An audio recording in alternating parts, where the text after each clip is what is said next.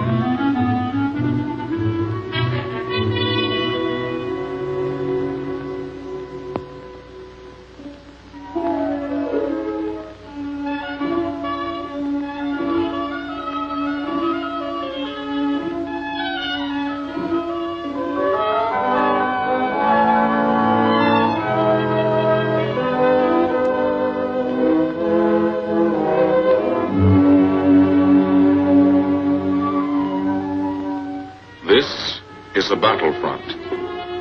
A battlefront like no other in the long history of mankind's wars. This is an air front.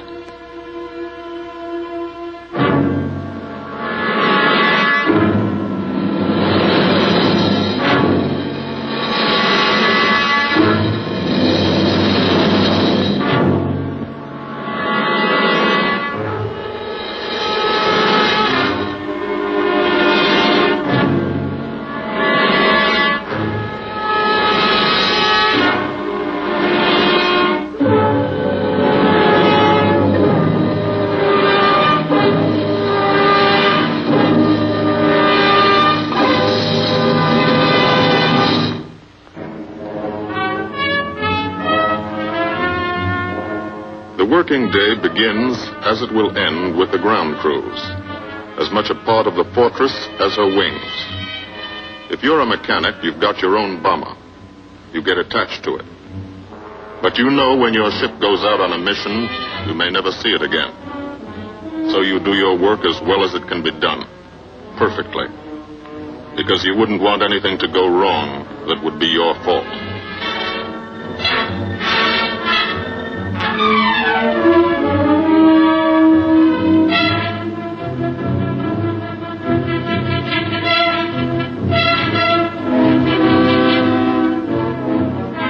Today, the bombs will be taken from these bomb dumps somewhere in England and delivered to specific points in Wilhelmshaven, Germany.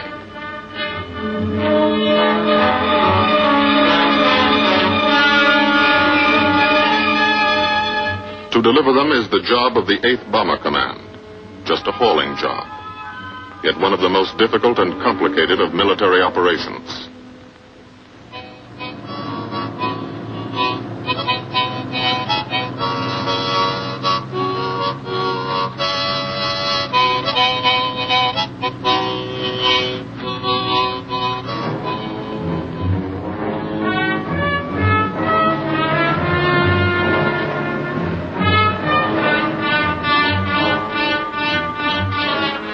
General-purpose demolition bombs, impact velocity as high as 750 miles an hour, pierce 5 inches of armor plate, destroy a factory.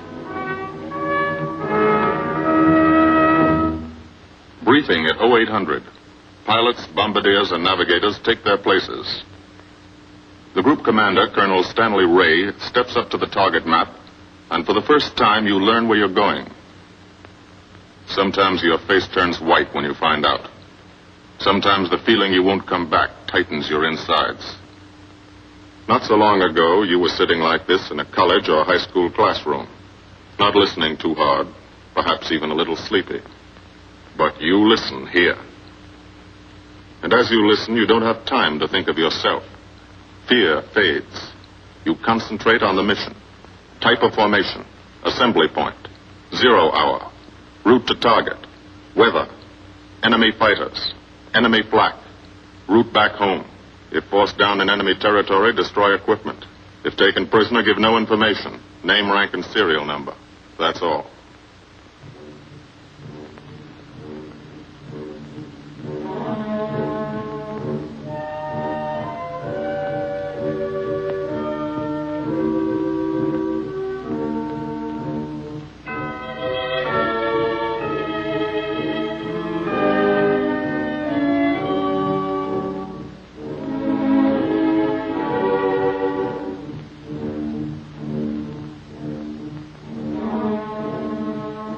These are the passengers with one-way tickets. And this is the crew of the Memphis Belle, 324th Squadron, 91st Heavy Bombardment Group. Just one plane and one crew in one squadron, in one group, of one wing, of one Air Force, out of 15 United States Army Air Forces. Well, fellas, we've never had an easy ride over there yet. And today won't be any different. No escort except unfriendly. So keep your eyes peeled. Don't get excited and yell when you're talking on the intercom. Save your ammunition and make your shots count. And let me know what goes on back there, Quinlan. Yes, sir. Stay on the ball, gang, and she'll bring us back like she's always done. Okay? Let's go.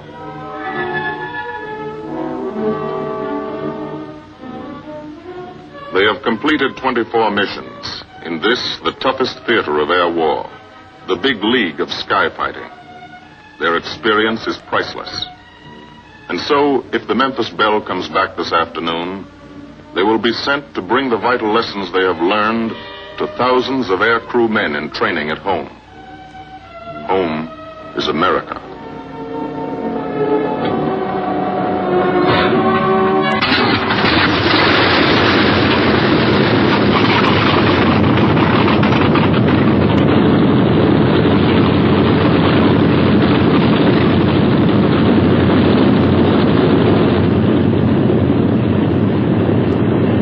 This is a battlefront, like no other in this or any war. No monster armies, no booming cannon. Only the roaring engine sound of the bombers pounding through the quiet English countryside. This is an air front.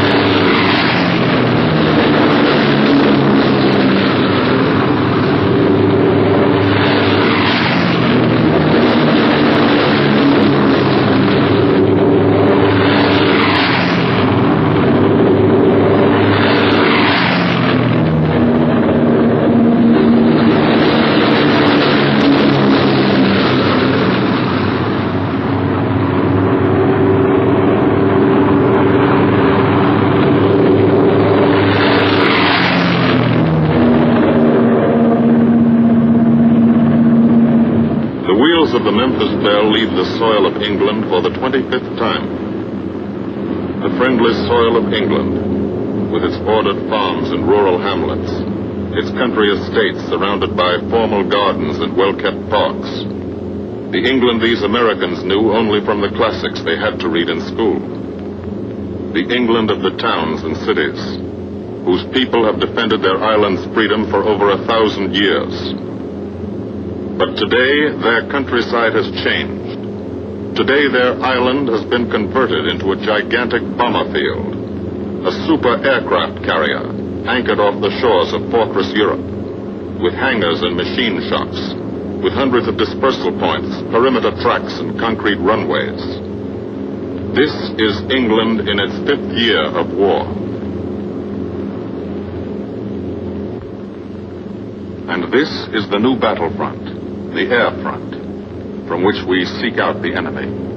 Not his infantry or his artillery, not his panzer divisions, but the greater menace, the industrial heart of his nation, the foundation on which the Nazi Empire and its armies stand, the power behind the German lust for conquest. The steel mills and refineries, shipyards and submarine pens, factories and munitions plants, pinpoints on the map of Europe which mean rubber, guns, ball bearings, shells, engines, planes, tanks, targets.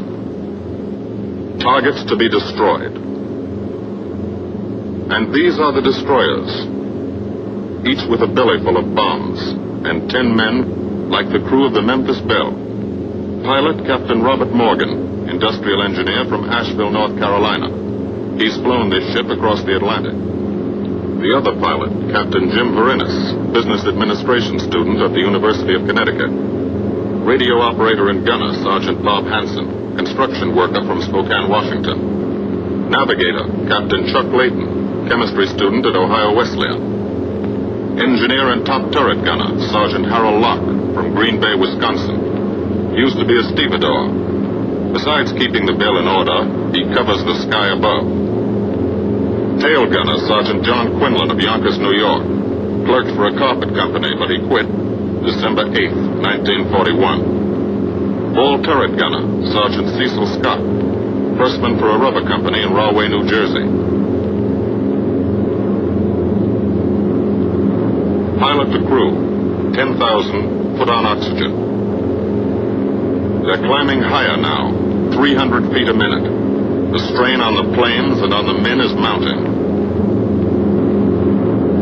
The rest of the crew, Bombardier Captain Vincent Evans, operated a fleet of trucks in Fort Worth, Texas. Waist gunners, on the right, Sergeant Bill Winchell, chemist for a paint company in Chicago. And on the left, Sergeant Tony Nastal, used to repair washing machines in Detroit when he was a kid. Now he's 19 and has 2 Nazi fighters, confirmed.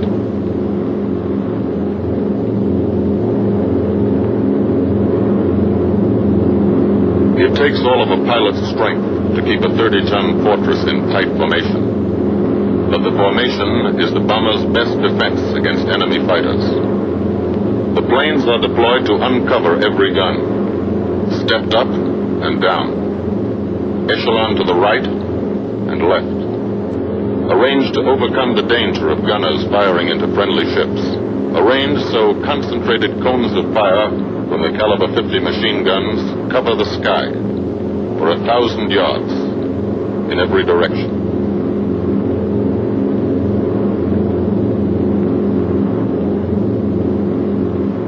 The friendly coast of England slips by below. It doesn't look like much now, but in a few hours when you come back, if you come back, this will be the most beautiful view in the world. Higher and higher, climbing to reach your best operational altitude, 25,000 feet, 5 miles straight up. So high you can't be seen from the ground with the naked eye. So high that after 1 minute without oxygen you lose consciousness. After 20 minutes, you're dead.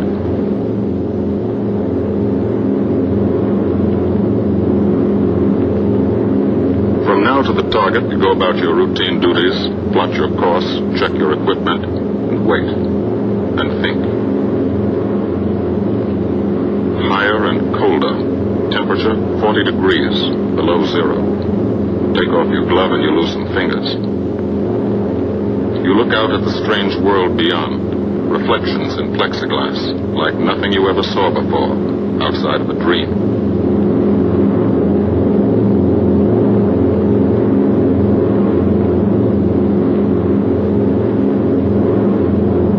Higher and higher into the lifeless stratosphere, until the exhaust of the engines mixing with the cold, thin air condenses and streams the heavens with vapor trails.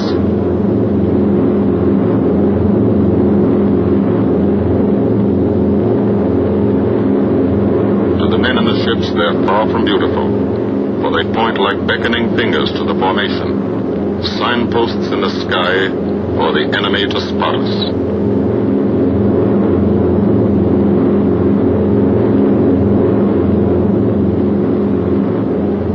For these bombers to accomplish their mission, a plan is needed. Carefully worked out, timed to the minute.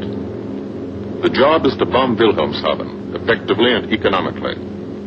The enemy is strong, skillful, determined to stop us. Here are his defenses. Airdromes, well dispersed. Each plane indicates a Stoffel or squadron of fighters.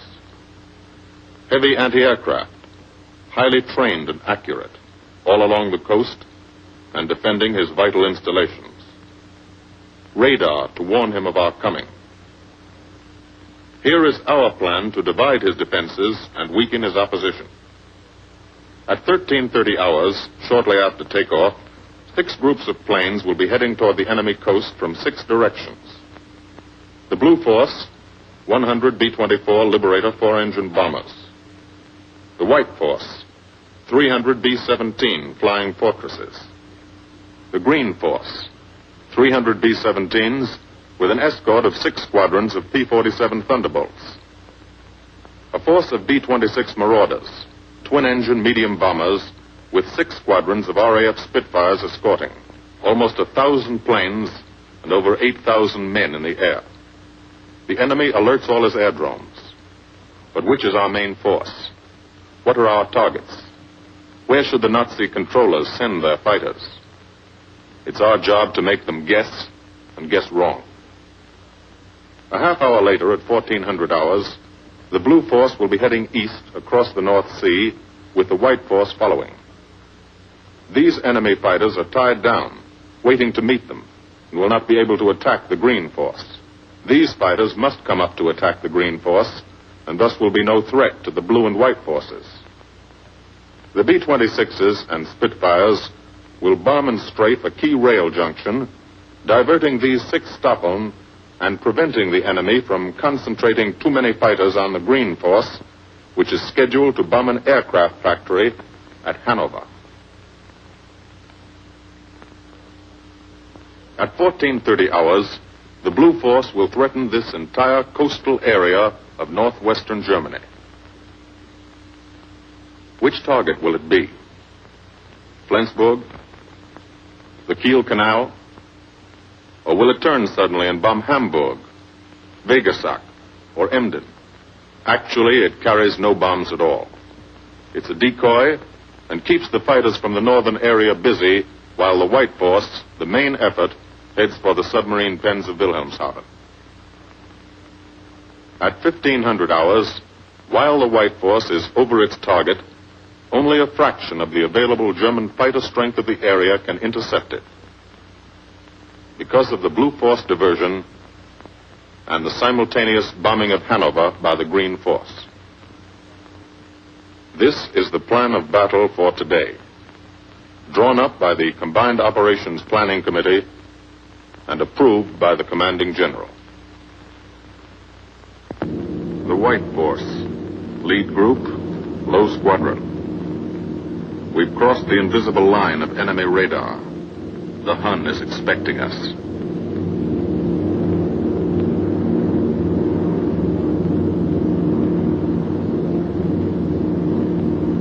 Steel helmets go on. Watchful eyes strain. Tight formations are held tighter still.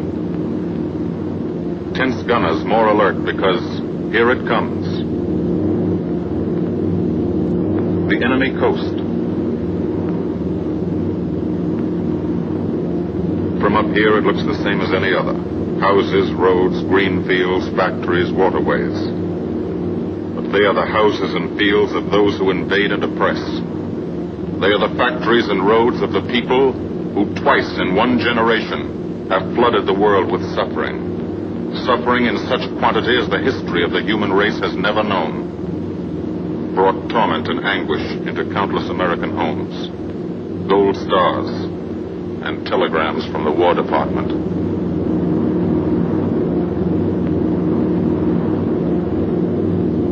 The first plaque, just harmless-looking, silent puffs of smoke. Only each puff is a shell exploding, throwing shrapnel around the sky. Exactly the range, accurate plaque by radio prediction. 5 miles down, Nazi anti-aircraft batteries have calculated the altitude, speed, and course. Where will the next one hit? You try not to be there.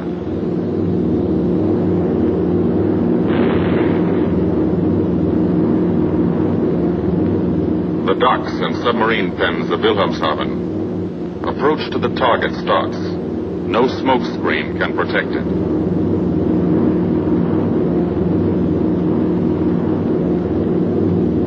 Now the enemy knows the path of your approach and walls that path with a flak barrage. But you fly right through it. Flak so thick you can get out and walk on it.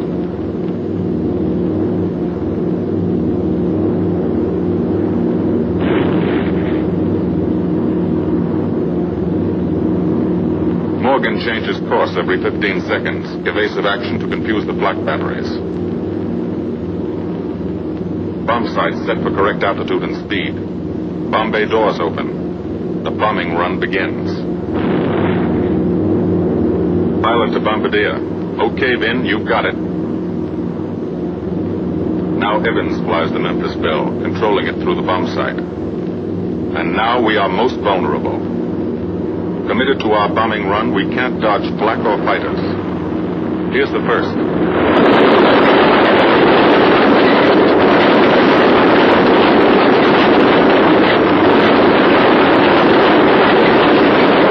Top turret fires at him. Evans must ignore the battle. Crosshairs lined up on target. Adjustments for wind drift made. 2 more fighters diving from 9 o'clock. Flak now has the range too. They've hit this fort, but he keeps on his bombing run.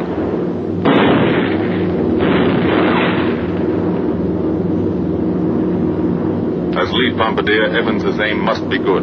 Every other ship in the group will drop its bombs when he drops his. Now one pointer on the bomb site moves toward another stationary pointer. The instant they touch, bombs will release.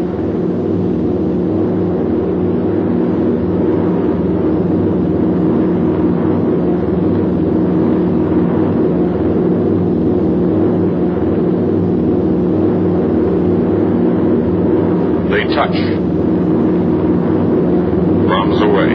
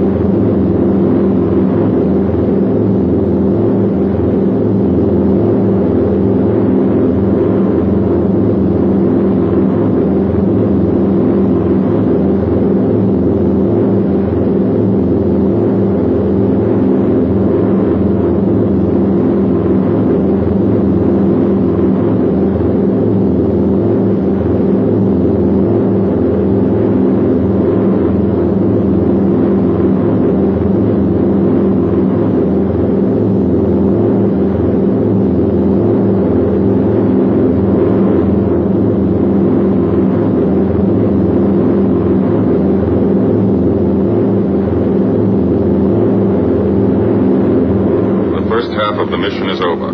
The easy half. Now to get home.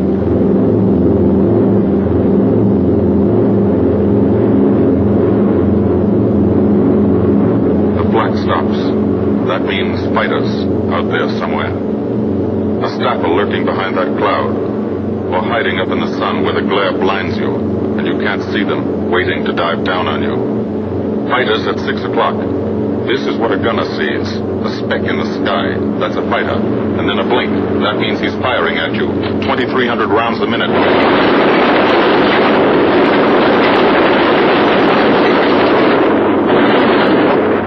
In a running battle, one of the most important instruments is the interphone. There's 4 of them. 1 o'clock high. They're coming around. Watch.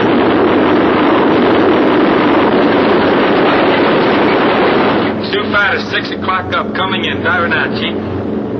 B-17 in trouble out at 2 o'clock, watching. Got an engine on fire.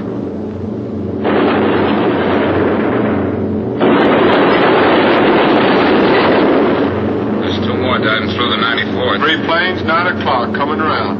Keep your eye on them, boy. Coming around to 10. Watch them, Chuck. Keep your eyes open. Yeah. They're breaking 11, breaking 11. I got them. Coming around underneath at 10 o'clock. I Those see 'em. 2 at 2 o'clock. Watch them, Scotty. I got my sights on them. Check that B-17, Chuck. 3 o'clock. Motor smoking. Fighters 10:30 coming around. Those 10:30 upper or lower?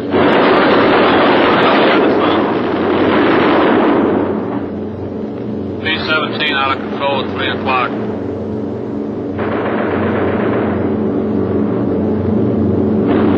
Come on, you guys. Get out of that plane. Bail out. There's one. He come out of the bomb bay. Yeah, I see them. There's a tail gunner coming out. Watch out for fighters.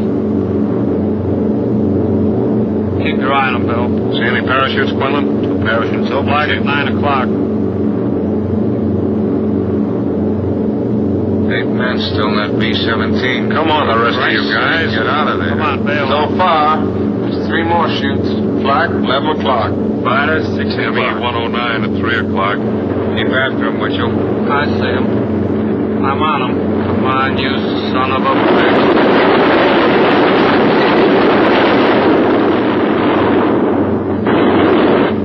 I got him.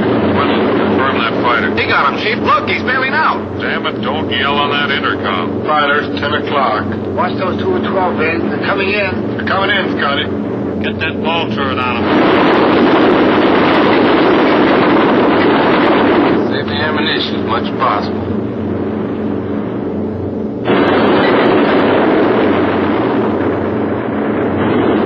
Watch that fighter coming in at 3 o'clock. He's coming in a half roll. Pull her up, Chief. Pull her up. Hurry.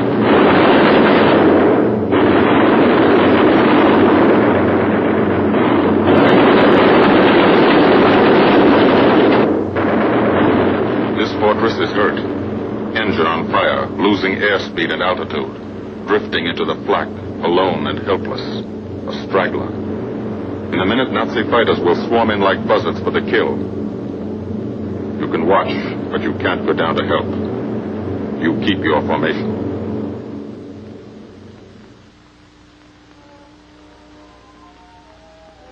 Here, too, the mission is being flown. None the less real for being in the minds and hearts of these men behind.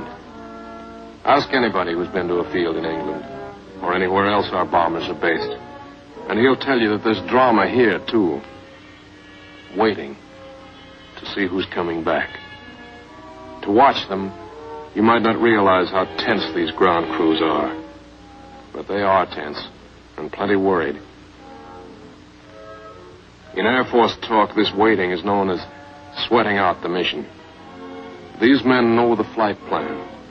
Their watches told them when the bombers were running into enemy flak, when they were over the target, when they left the enemy coast. And now their watches tell them the bombers should be nearing the field. Every ear strains for the first sound of the engines. And then somebody hears them. And somebody sees the first faint specks in the distant sky.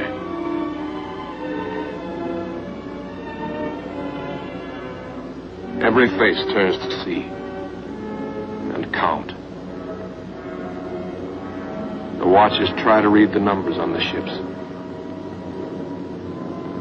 These planes have priority to land first. The colored flares mean wounded aboard. In the hospital window, these watching men know what that means. They know what it feels like to lie on a bouncing fortress floor for hundreds of miles through the frozen stratosphere great pain, with the other men in your crew fighting to keep you alive until they hit the field? The field. Home. It'll be okay then. Because there'll be medical care. The best. As soon as the wheels of your plane stop rolling.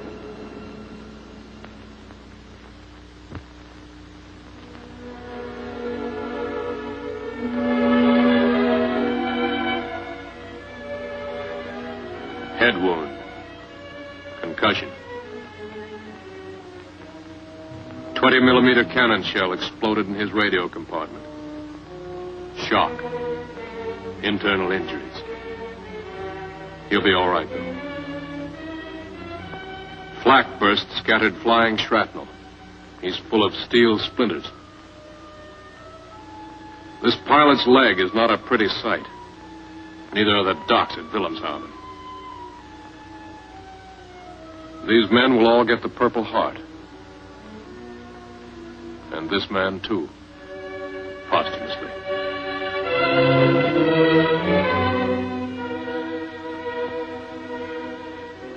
A transfusion right in the plane. This gunner's too weak to be moved. The new life-giving blood flowing into his veins might be the blood of a high school girl in Des Moines, a miner in Alabama, a movie star in Hollywood, or it might be your blood. Whoever it is, thanks. 36 planes left this field this morning. Now 6 more arrived. That makes 20 home. And this one's 21. More wounded aboard.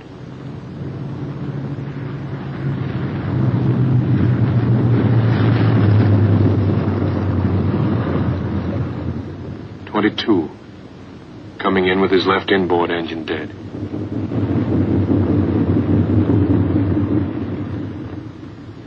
.23. With a feathered prop on his left outboard engine. 24. Southern Comfort. With a chunk of tail gone. 25. They flew home on their luck. 26. Not a scratch. The control tower learns that 2 more landed at a British field to the south. 1 a crash landing. Crew safe. That makes 28. 29. A rough landing, but her pilot's badly hurt. It's a wonder he brought her back at all. 29 planes back. So far. 29 out of 36. Our losses were heavy. But the enemy's were far heavier. We destroyed a German aircraft factory, a rail junction, submarine pens, docks, and harbor installations. That's specific, known damage. But who can tell the number of German torpedoes that will not be fired? The number of our convoys that will get through now? The soldiers and seamen's lives that will be saved? Or the battles that will be won instead of lost because of what these bombers and airmen did today?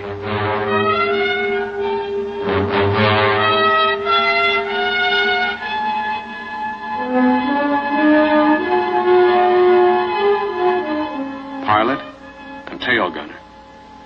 They can laugh now. Fire on the inboard engine did this. Flames streaked back and burned the stabilizer, too. Another crew luck brought back.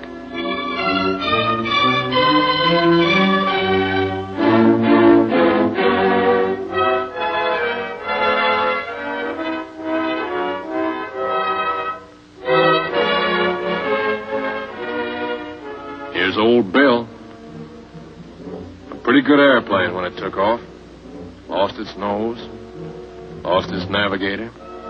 Bombardier wounded. Top turret gunner and pilot hit. Hydraulic system shot out. No brakes, no flaps. But old Bill came back.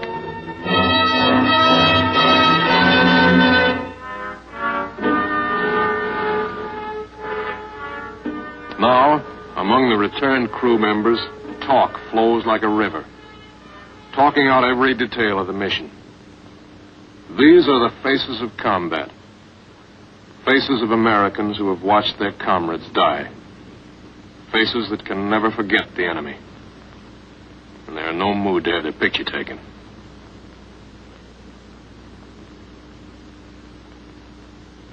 In the control tower, Colonel Ray, the group CO, is still watching and waiting.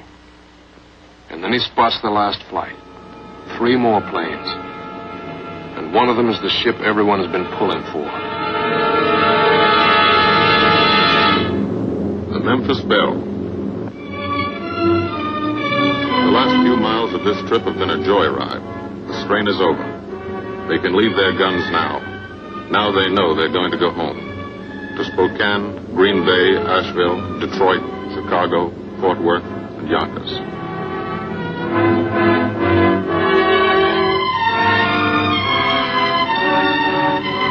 The Belle comes in for her landing. But first Morgan buzzes the field, cuts the grass with the giant fortress. It's against the rules, but this is a special occasion.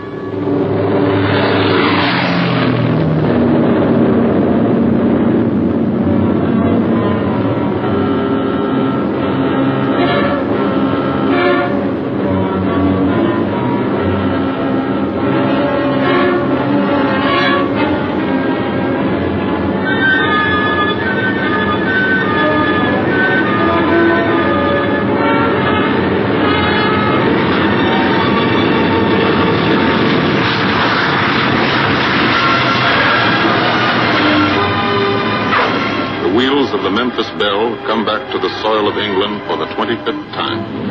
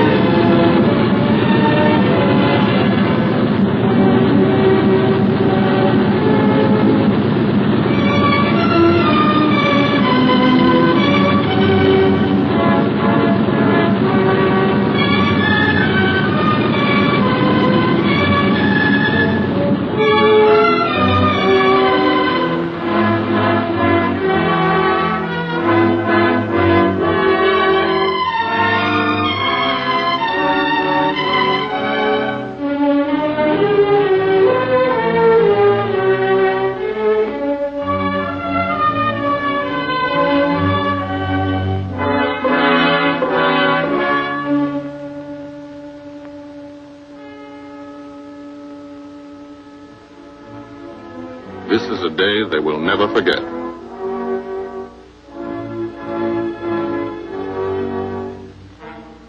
Another great day soon after, Brigadier General Hansel visited the field and presented the Distinguished Flying Cross to every member of the crew.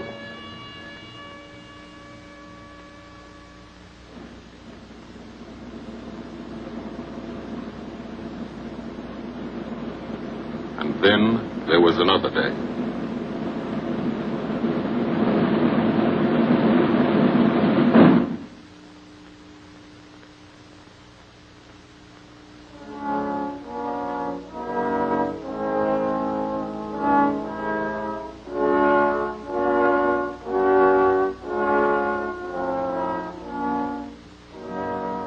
Their Majesties, the King and Queen of England.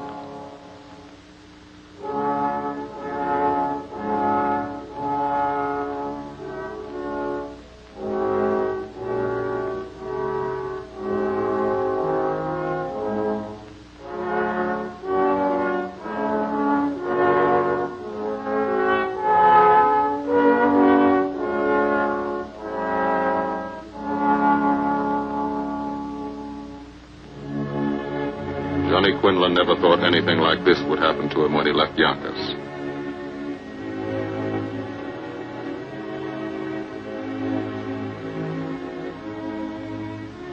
The ground crew were a little self-conscious about being dressed in fatigues, but the Queen thought they were very nice.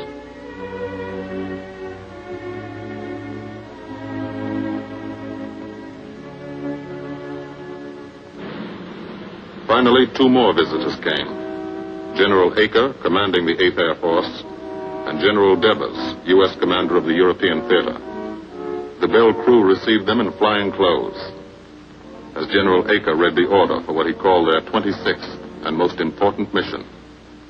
Return to America to train new crews and to tell the people what we're doing here. To thank them for their help and support and tell them to keep it up so we can keep it up. So we can bomb the enemy again and again and again until he has had enough. And then we can all come home.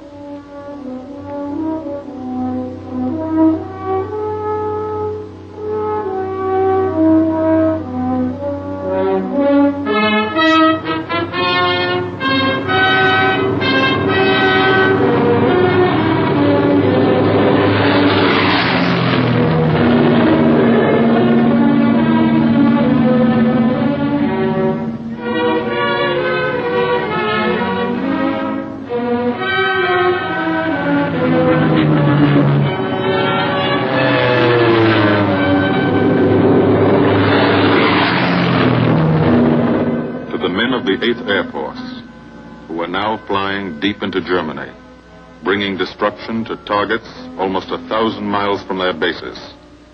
Destruction like this. And who have never once been turned back by the enemy. To those men, this film is gratefully dedicated.